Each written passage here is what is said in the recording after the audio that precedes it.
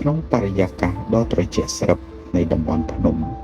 ដែលមានអ័ព្ទដណ្ដប់លើកំពូលឈើពណ៌លឿងទុំនៃរដូវស្លឹកឈើជ្រុះរឿងរ៉ាវនៃថ្ងៃដ៏មមាញឹកមួយបានចាប់ផ្ដើមឡើង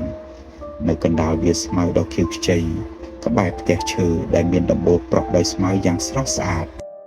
បុរសម្នាក់ក្នុងសម្លៀកបំពាក់អាវក្រឡាច្រងបានរៀបចំរបស់ម្យ៉ាងដែលមើលទៅគួរឲ្យភ្ញាក់ផ្អើលបំផុត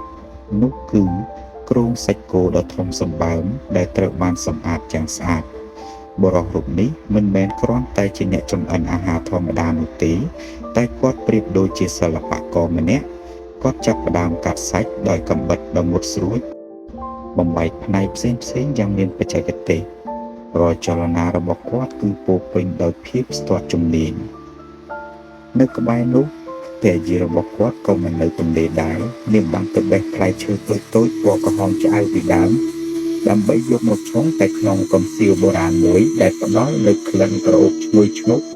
ជួយកម្ដៅរាងកាយក្នុងធាតុអាកាសដ៏ត្រជាក់អ្វីដែលគួរឲ្យចាប់អារម្មណ៍បំផុតនោះគឺម៉ាស៊ីនអាំងសាច់ច្នៃប្រឌិត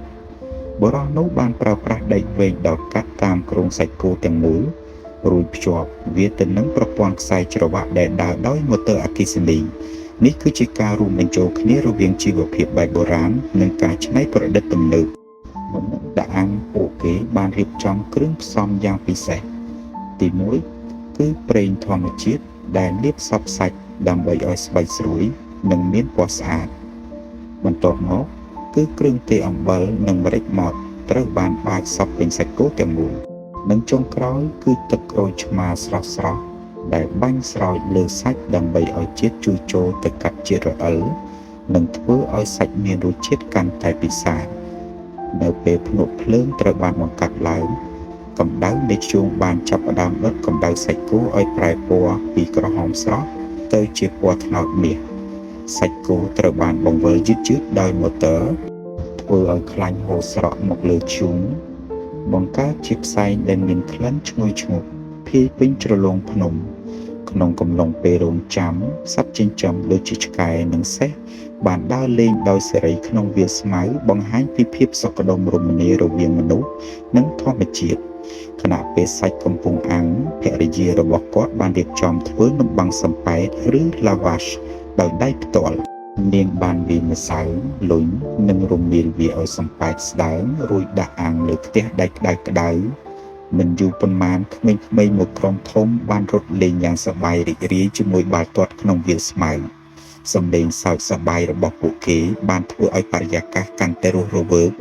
នៅពេលសាច់គោឆ្អិនសព្វបុរសនោះបានកាត់សាច់ជាបន្ទះស្ដើងៗយ៉ាងស្ទាត់ជំនាញភរិយារបស់គាត់បានរៀបចំនំប័ុងលាបទឹកជ្រលក់ប៉េងប៉ោះដាក់សាច់អាំងដែលនៅតែក្តៅហុយៗរួមជាមួយបន្លែស្រស់ៗរួចមករវាជាដុំយ៉ាងស្អាត